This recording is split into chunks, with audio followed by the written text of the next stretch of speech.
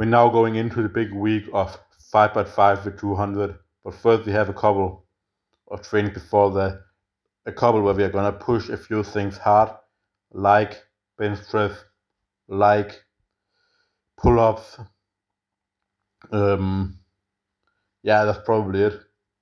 The other things are just gonna be kept nice and easy, but still focus on just improving. So here's what I try to do when I have a big week where I need to prime myself. So the first thing is that I don't do anything hard in the week leading up. So I'm just gonna keep standard load in everything else. So 160 here for the back squat. Then overhead squats, which are obviously not hard for the legs. 140 kilo for the front squat, and then yeah, the 5x5 for 200.